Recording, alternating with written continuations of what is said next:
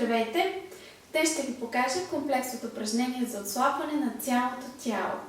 Единствените уреди, от които имаме нужда, са тежест. Ако нямате гири, може да се използва бутилка с вода и постелка, но може даже и без постелката.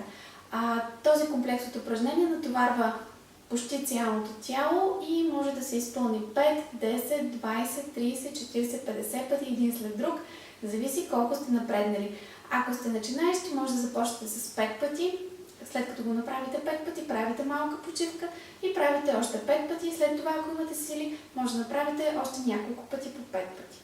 И така, показвам какво представлява комплекса, след което ще обясня кое е упражнение, за кое част на тялото е. Значи, изходното положение е легнали на пода.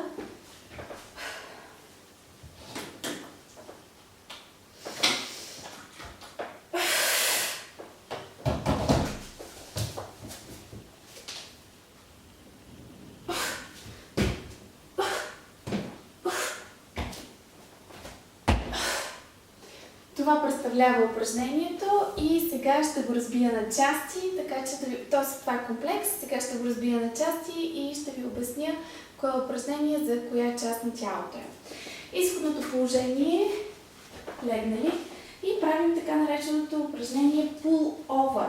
Pull-over. Вземаме бутилката с вода. Важно е да насочим брадичката да я приближим към гърдите, за да може да легне тила, а не средната част на главата, тила на пода. След което спускаме бутилката възможно най-ниско. Издишаме. Това упражнение е за гърба. Оставяме тежестта на пода, претъркуваме се и вземаме поза за лицева опора. Здраво стягаме корема, тялото е като дъска.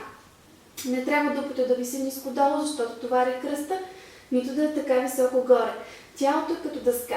Лицевата опора е упражнение за гърдите, мускулите на гърдите, задната част на ръката или трицепса и долната част на гърба и корема. Правим лицева опора, след което скачаме, добавяме аеробен елемент в упражнението и ритаме назад и нагоре за задната част на бедрото и дупето. След което клякаме и отскачаме нагоре. Когато отскачаме, добавяме напрежение, работим за предната част на бедрата и в същото време има и кардио елемент. Ето виждате само от едно повторение как ми се ускорява дишането и всъщност този комплекс ще ви натовари цялостно. Винаги тренираме цялото тяло или ако го разделяме на части в различните дни, въпросът е в седмичния цикъл да сме тренирали цялото тяло, защото само така е здравословно, само така тялото ни се развива в баланс. Ако искаме да свалим мазнините по корема, коремните преси, няма да ни помогна, защото с коремни преси правим мускули на корема, но не горим мускули, не горим мазнини на самия корем. Може би един хубав пример да ви дам. Това, че по цял ден ходим, не означава, че краката ни са слаби, защото не изразходваме енергия, не горим мазнини от местата, които упражняваме с определено упражнение. Тоест, като ходим, не горим мазнини от краката, като правим коремни преси, не горим мазнини от корема. Единственото, което правим, е мускули за частта, за която тренираме.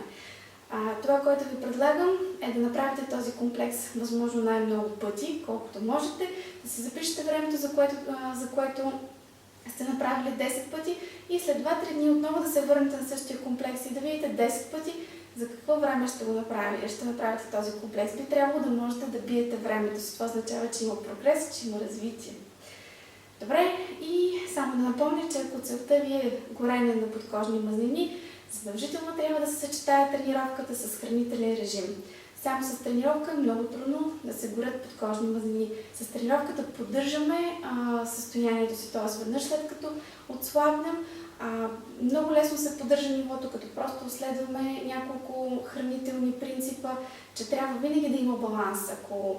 Ако се храним чисто 5 дни в седмицата и един ден прекалим с храна 6-тия ден, то на 7-я ден трябва да ядем по-малко. Т.е. в седмичния цикъл да възстановим баланса. Може да имаме 3 много преяждащи дни и 3 разтоварващи дни и един ден с нормално хранене. Не казвам, че е здравословно, но най-добре е да се храним чисто, балансирано през по-голяма част от времето и само когато имаме поводи, празници, да си позволим прекаляване с храната, но хора различни, така че давам съвети за най-различни хора с различни начини на живот и различни разбирания. И така, ще се видим пак. Чао, до скоро!